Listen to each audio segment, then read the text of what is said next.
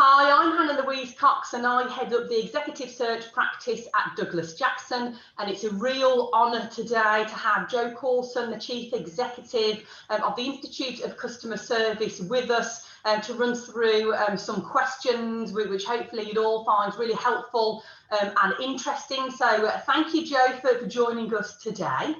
As mentioned, we've got a few questions for you, if you don't mind. So the first one, so you've recently released your annual report, the UK Customer Satisfaction Index, and it's certainly interesting reading. The report states that customer satisfaction has been falling at a steady rate since July 2015. Jo, why do you think this is? Well, Hannah, it's lovely to be with you. So great to have this opportunity.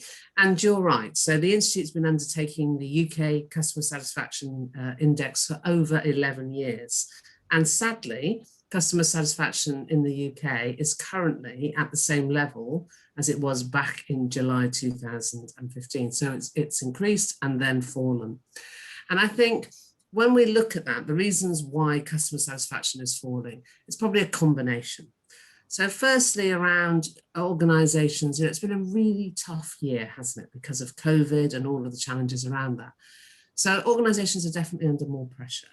And as customers, we have less monies in our pockets. We're probably more challenging than we were. So there's quite a lot of different things kind of going on in the mix. But also there are definitely examples of where organisations are not on things and not really focusing and prioritising customer service.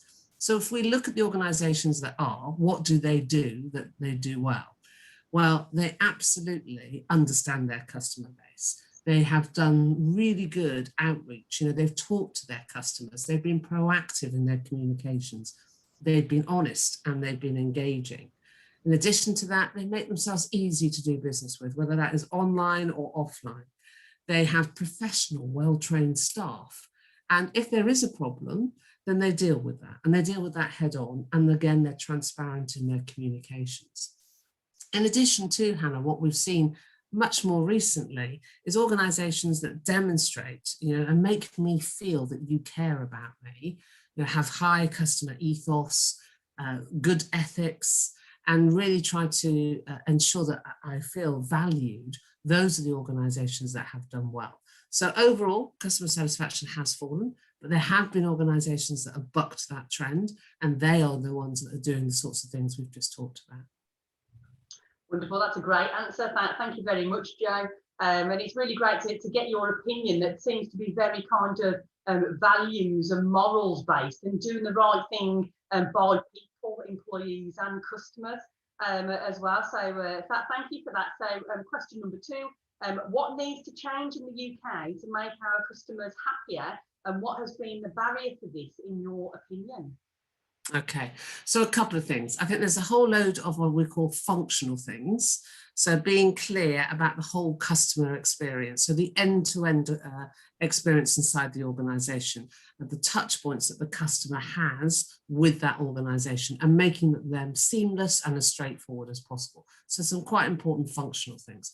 Learning from our mistakes. So, organisations are quite good at customer recovery. So, when we have a crisis, we get on it, we deal with it. What they're less good at is understanding why that happened in the first place and going about fixing that. So looking through again the whole chain and understanding where those challenges are as part of that. So that would be a good aspect. And then clearly around training and developing their staff. In this environment that we are in, generally as consumers and customers, we are feeling more anxious, we're more concerned, and therefore better and higher levels of empathy, emotional intelligence, really listening to our customers is going to be increasingly important. So a combination really, Hannah, of what I call functional things, very important, getting it right first time, dealing with your complaints, listening to your customers, making sure your staff are well trained, with also really thinking about how you connect with your customers and seek to understand, so good insight into your customer base.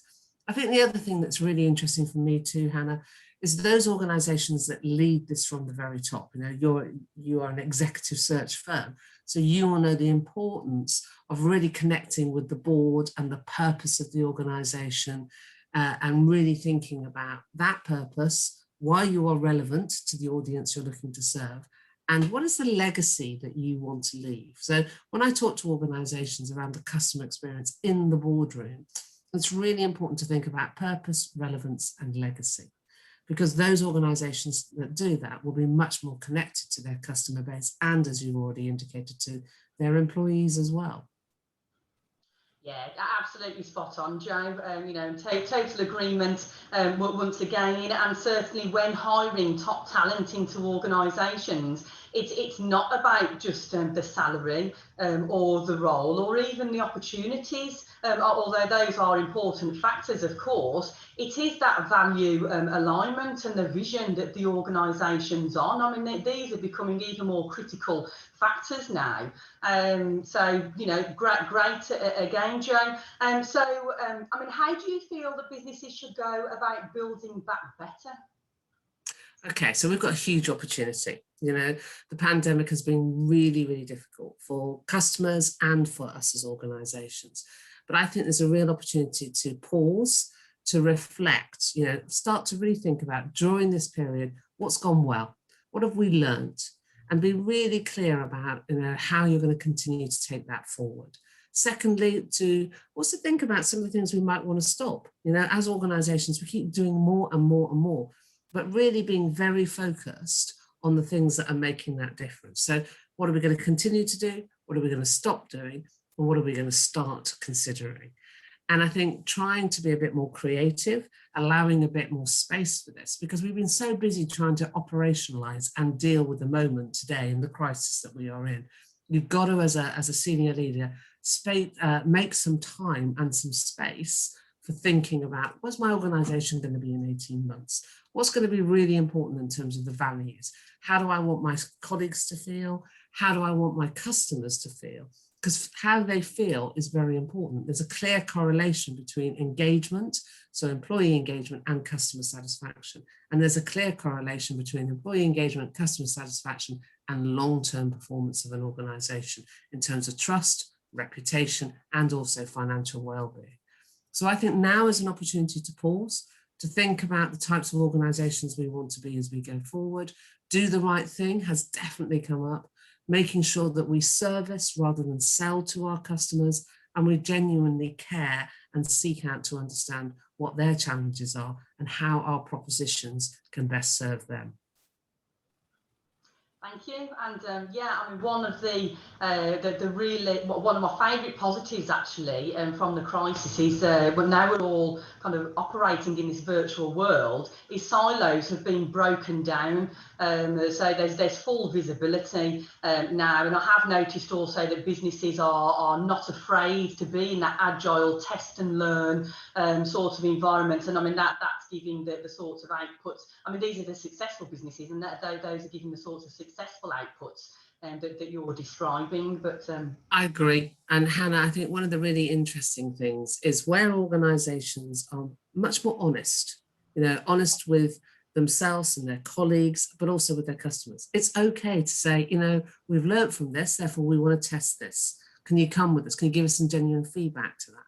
You know, it's really important for me around being agile and being responsive, and people get very confused about what agile means, but it does mean, you know, testing, moving, learning, moving on, and try to keep that pace and that energy is going to be something that's going to be really important to us as we go forward.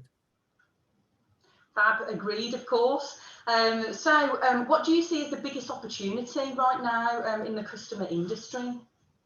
So I think what the last 12 months has done is it's demonstrated to us just how important the customer experience actually is. You know, the guys that literally kept our lights on, you know, our food stocked on the shelves, you know, all of these people are really important in terms of the overall delivery for UK PLC. 80% of our GDP is service related, and nearly 80% of our workforce are in some form of customer related role. So what I think we have found is that this service is really, really important. And it's really important to our economy. It's really important to our colleagues that are working in it. And it's a real opportunity to differentiate yourself. You know, as money's become more tight for customers and consumers, as we're more discerning, we're more thoughtful, we're more mindful about where we're spending money, those organisations differentiate on that service experience and really think about getting it functionally right, absolutely. So, being transparent, being open, making sure that your systems and processes were well-trained staff, but also about showing and demonstrating you genuinely care. You care about your environment, you care about sustainability, you want to build long-term trust. There's a real opportunity for organisations, I believe, now to differentiate themselves on that service experience and to use, really, Hannah, that blend of digital and human. I do not see a world where everything will just be digital. What I think the pandemic has actually taught us is the need for human interaction is even more important. It's just different. And therefore, those organisations that blend that well will be the ones that will still be here in the longer term. Yeah, Fab, and Jo, I could literally talk to you for hours on end because we were aligned on so many things, but I did want to keep the video relatively short to encapsulate our and engage our audience. And it's really wonderful because, I mean, essentially, a lot of my network, large percentage of our network will have read the customer satisfaction index. So it's really wonderful to have your insight over this. So, I mean, Jo, what inspires you and why?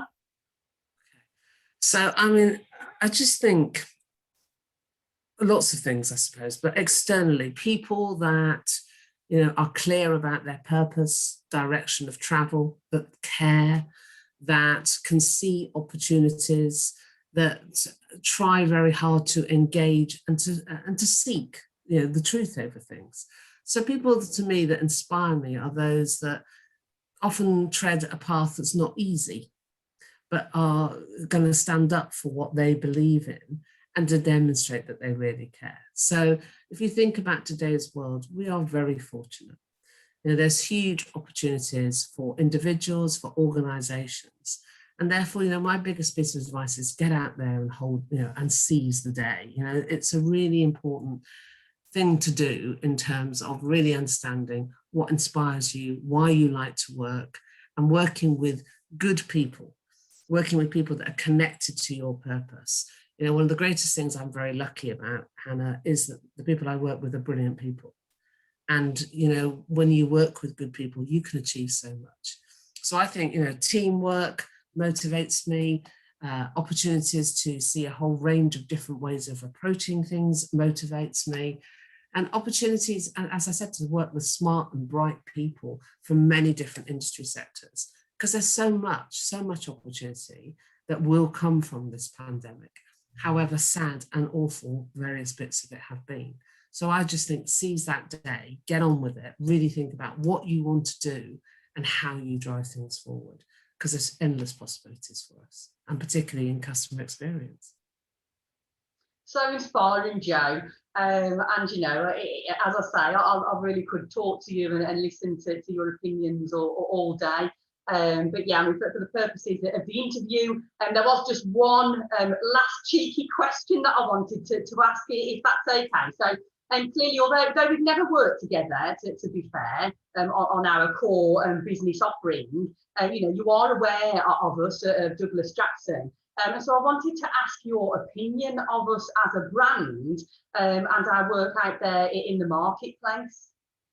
And you're right, Hannah, we haven't actually worked together, but what I've always been really cognizant of and really grateful for is the amount of outreach that you do, the amount of thinking, the fact that you do care, and the fact that, all the conversations I've had with you, Hannah, and some of the other members of the team have been, you're curious, you want to understand the customer's needs, you care about that customer. And I think that is really, really important. Too many times it becomes a transaction. And actually what will differentiate organisations going forward is their ability to demonstrate that they genuinely are interested and that they genuinely care. And certainly my dealings, Hannah, have been on that basis, limited though they have been, but I've definitely seen that. Thank you. Very, very kind comments indeed there, Jo. Really inspirational interview as well. And I can't thank you enough for surrendering the time today to spend with us to just give us a little bit of a snapshot and insight into your opinions. So yeah, thank you everybody for listening. I hope you've really enjoyed the session, and I look forward to communicating soon with Jo and our wider network. Can I just say, Hannah, real privilege to be with you today. And if there's anything that I can do to help anybody in the network, always very happy to pick up the phone, email, or do whatever that we need to do. So thank you, Hannah, and thank you for the time to spend today with your team. Wonderful. Thank you, Jo. Great. Our pleasure, of course. Take care then. Thank you. Bye.